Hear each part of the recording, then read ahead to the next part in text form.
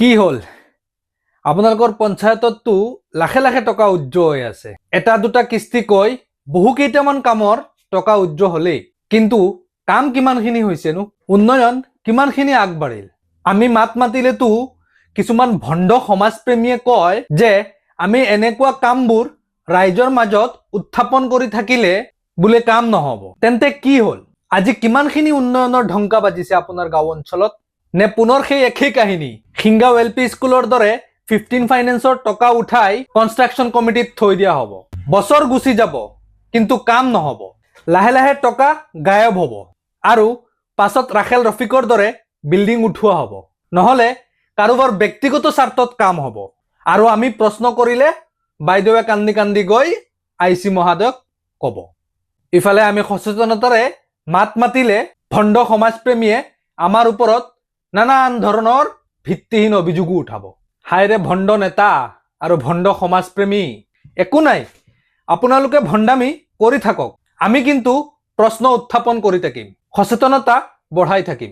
এই ভিডিঅ'টো শুভাকাংক্ষী আৰু আমাৰ সচেতন দৰ্শকসকললৈ আপোনালোকৰ পৰা এটা সহায়ৰ প্ৰয়োজন হৈছে।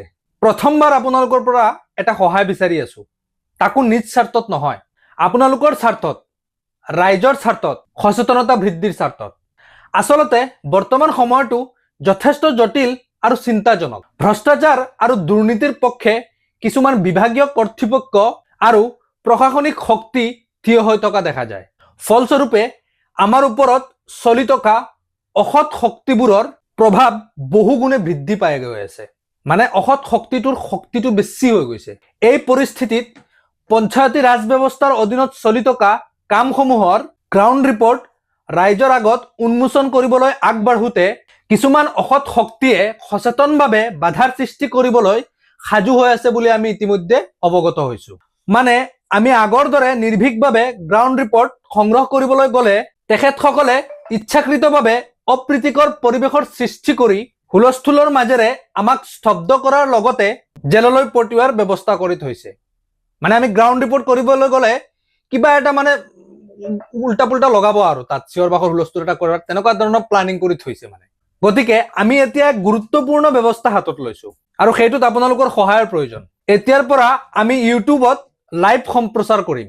ৱৰ্ক গ্ৰাউণ্ডৰ পৰা একেবাৰে আনকাট লাইভ সম্প্ৰচাৰৰ জৰিয়তে আমাৰ সকলো শ্বুটিং প্ৰচাৰ কৰা হ'ব, যাতে কোনো অসৎ ব্যক্তিয়ে যদি কিবা ষড়যন্ত্ৰ বা বাধাৰ সৃষ্টি কৰাৰ চেষ্টা কৰে তেন্তে এই সকলো ঘটনা লাইভৰ জৰিয়তে গোটেই অসমবাসীয়ে দেখিবলৈ পায়। ইউটিউব পেজটোৰ লিংকটো আপুনি কমেণ্ট বক্সৰ প্ৰথম কমেণ্টত পাব। অস্তিত্ব ফাউণ্ডেশ্যন অসম বুলি আছে আৰু এয়া স্ক্ৰীনতো সেই পেজটো প্ৰদৰ্শিত হৈ আছে। অস্তিত্ব ফাউণ্ডেশ্যন অসম বুলি আছে আমাৰ ইউটিউব পেজটো। আচলতে আমাৰ এই ইউটিউব পেজটো নতুন নহয়, ই আগৰে পৰাই আছিলে, কিন্তু এতিয়ালৈকে আমি কাকো ফলো কৰিবলৈ বিশেষভাৱে আহ্বান জনোৱা নাছিলো, কাৰণ আমাৰ প্ৰয়োজন হোৱা নাছিলে। বিগত সময়ছোৱাত আমি ৰেবেল সন অফ আছাম নামৰ ফেচবুক পেজ এটাৰ জৰিয়তে এনেধৰণৰ চেফটিমূলক কাৰ্যসূচী চলাই আহিছিলো, কিন্তু ফেচবুক লাইভ কেৱল 30 দিনলৈকে সংৰক্ষিত হৈ থাকে। সেইটো আপোনালোকে গম পায়, 30 দিন পিছত এইটো অট'মেটিকলি ডিলিট হৈ যায়।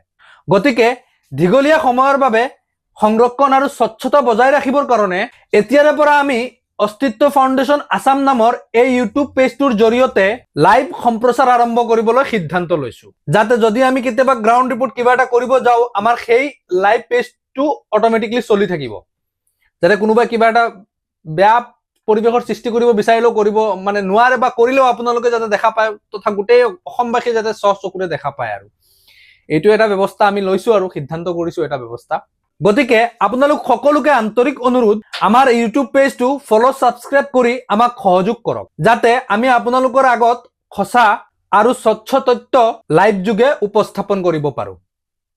আপোনালোকে একদম আনকাটভাৱে লাইভ পাব আৰু আমাৰো অলপমান চেফটিমূলক কাম আহিব। গতিকে আপোনালোকলৈ এটা অনুৰোধ থাকিল, আপোনালোক সকলোৱে গৈ পেলাই আমাৰ পেজটো ফলো কৰি দিব। এইটো আমাৰ কাৰণে নহয়, আপোনালোকৰ কাৰণে ধৰি লওক, কাৰণ আমি যদি গ্ৰাউণ্ড ৰিপৰ্ট কৰিব লগা হয় তেনেহ'লে আমাৰ চেফটি লৈ অলপমান কথা আহি গৈছে। গতিকে আমি এতিয়াৰ পৰা ভাবিছো আৰু যেতিয়া ওলাম আৰু শ্বুটিঙত ঘৰৰ পৰা ওলোৱা আৰু ইউটিউবত লাইভ ষ্টাৰ্ট কৰি দিম, যাতে কোনেও তেনেকৈ এটা অপ্ৰীতিকৰ সৃষ্টি কৰিব নোৱাৰে। সেইটো সহায় আপোনালোকৰ পৰা বিচাৰি আছো, বা সেইটো সহায় আপোনালোকে কৰক।